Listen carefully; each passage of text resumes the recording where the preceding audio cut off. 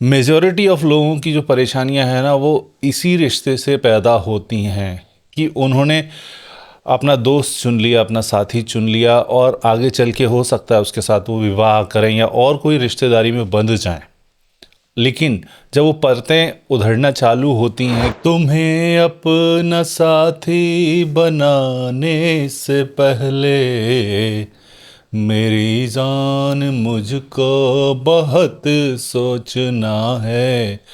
कवि तो ये कह रहे हैं कि भाई जब भी आप किसी को साथी बनाएं, मित्र बनाएं, सखा बनाएं, हमसाया बनाएं, हमराज बनाएं, हमराही बनाएं, तो भाई आपको सोच के ये निर्णय लेना चाहिए। फ्रेंड, जो भी आप, यार जो भी कहें उसे, दोस्त, बाकी रिश्ते नाते हमारे जन्म के साथ हमारे साथ जुड़े होते हैं, उन पे हमारा कोई कंट्रोल नहीं होता। वो जब हम पैदा होते हैं तो हमारे साथ जुड़े होते हैं।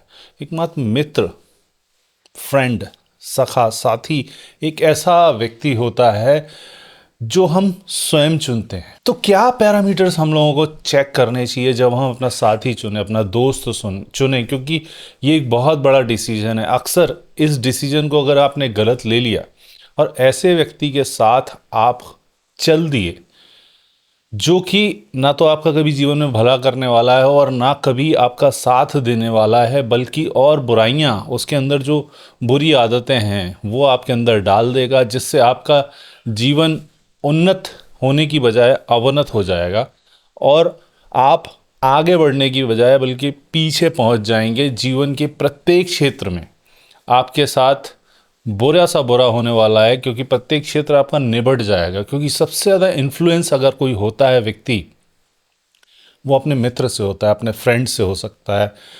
वो चाहे बॉयफ्रेंड हो, गर्लफ्रेंड हो, जो भी हो। इस स्लॉट में आप सारे रिश्तों को रख दीजिए, उन साथियों को जिनका चुनाव हम स्वयं करते हैं। तो भाई जब भी अपने साथी को चुनना हो, सोचना चाहिए इसको कैसे हम तय करें। मेजॉरिटी ऑफ लोगों की जो परेशानियां हैं ना वो इसी रिश्ते से पैदा होती हैं कि उन्होंने अपना दोस्त चुन लिया, अपना साथी चुन लिया और आगे चल के हो सकता है उसके साथ वो विवाह करें या और कोई रिश्तेदारी में बंध जाएं।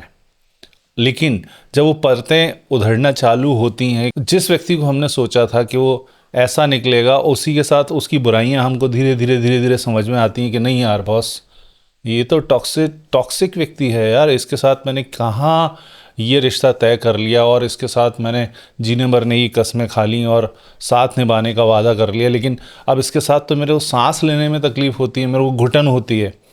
क्योंकि मित्र, साथी, सखा जो आपने चुना है वो ऐसा है जो आपके जीवन में ही विष घोल रहा है। अब लेकिन पीछे नहीं जाया जा सकता। इसीलिए बोला जाता है कि भैया साथी चुनने से पहले सोच लो, क्योंकि इस चीज़ में एक बार आप आगे बढ़ गए, उसके बाद इसको अंडू करने का कोई लाइफ में बटन नहीं होता कि आपने अंडू किया और वापस चीज़ें वहीं पहुंच गई जहां से शुरू हुई थी। नहीं भाई, रायता इतना फैल जाएगा ना आपके जीवन का कि उसको समेटते समेटते आपका जीवन जो है वो जहन्नुम बन जाएगा। तो जिस रिश्ते का इतना ज़्यादा महत्व है, जो आपकी जीवन की दिशा और दशा दोनों बदल सकता है, उसका चुनाव करने से पहले हमें सोचना चाहिए, विचारना चाहिए। और करते हम इसका बिल्कुल उल्टा हैं कि भाई नहीं, इसके साथ मेरी ट्विनिंग जम रही है, इसके साथ सिंक जम रही है, ये मेरी मेंटलिटी को समझता है, इसके साथ वो जो एक मतलब एक अपनापन महसूस होता है, ये मुझे पॉजिटिविटी देता है, ये बंदा मेरे साथ बहुत ज़्यादा मेरे को अंदर से आनंद देता है, खुशी देता है। अब वो अचानक से फिर वो चीज़ें कैसे बदल जाती हैं। अगर इतना सब कुछ आपको इंस्टेंटली मिल रहा था उसके साथ, जिस चेहरे को देख के आप फूल की तरह बिल्कुल खिल जाते थे, आज उसकी शक्ल देखना पसंद नहीं करते। इसका मतलब आपने उस वक्त अपने आकलन में बहुत बड़ी गलतियां की थी। अगर हम पुराणों की और पुरानी हिस्ट्री की थोड़ी सी व्याख्या को समझें तो कहा जाता है कि भाई मित्र, दोस्त या तो होना चाहिए कर्ण जैसा, जिसे मालूम था कि भाई इसकी हार तय है इस व्यक्ति की, लेकिन चूंकि वो मित्र है, उसका साथ देने का मैंने वादा किया है और ये भी मालूम है कि मेरा मित्र जो है कर्ण को मालूम था कि ये गलत पथ पे है, फिर भी चूंकि अब मैंने मित्रता का वादा कर लिया, उसके साथ अंगीकार में हो चुका, हम मित्र के गठबंधन में बंध चुके मित्रता के, तो मुझे अब इसका साथ मरते दम तक देना है। आखिरी सांस तक वो खड़ा रहा, लड़ता रहा। अब जो मित्र करेगा मैं तो उसके साथ खड़ा हूँगा। तो एक मित्र तो ऐसा होना चाहिए कम से कम, जो आपकी गलत चीज़ों में भी आपके साथ खड़ा हो। मुझे मालूम है मैं एक बहुत विचित्र बात कह रहा हूँ, लेकिन अगर ऐसी खूबी आपको कोई किसी व्यक्ति में मिल जाती है तो वो रियली आपका यार बनने लायक है।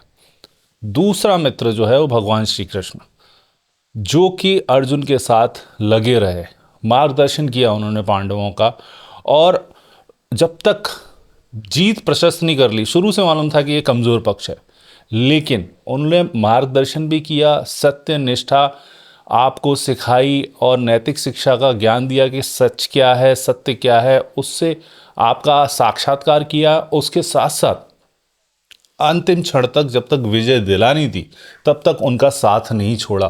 तो ऐसे दो अगर मित्र आपको मिल जाएं जीवन में तो आपके वारे न्यारे हो जाने वाले हैं, और ये बेस्ट आइडियल सिचुएशन है किसी व्यक्ति के लिए। अब इसके कितने भी परसेंटेज कम में भी अगर कोई मिलता है ना, आपको लगता है कि ये गुण इसके अंदर है, तो वो आपका मित्र, सखा, फ्रेंड बनने लायक का पहली कसौटी पे आ जाता है। मित्र का चुनाव करना ना सबसे ज़्यादा इम्पॉर्टेंट है। अनजाने में ऐसे ही बिना कुछ सोचे समझे आप किसी के साथ मित्रता करने का वादा ना करें, किसी के साथ उस रिश्ते को गठबंधन में बदलने की तैयारी ना करें। जब भी मित्र चुने, अपना दोस्त चुने, फ्रेंड चुने, बहुत सोच समझ के, बहुत ज़्यादा मंथन और चिंतन करने के बाद ये डिसीज़न लें, और एक बार आपने वो डिसीज़न ले लिया फिर वापस आने का कोई प्रश्न नहीं उठता। फिर पूरी तरीके से आप भी कमिटेड रहिए, जो कि कमिटमेंट आप सामने वाले से चाहते हैं, तो आपको भी वो कमिटमेंट अपनी तरफ से देना पड़ेगा। लेकिन वो कमिटमेंट कब देंगे आप?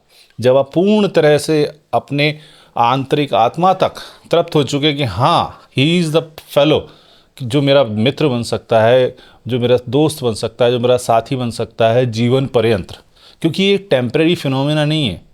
मित्रता जीवन भर का रिश्ता है, जिसे आप जितना पानी देंगे, जितना खाद डालेंगे, उतना ही इसका पौधा आपको अच्छे फल देने वाला है, आपके जीवन को सुसज्जित कर देगा, आपके जीवन को सफल बना देगा।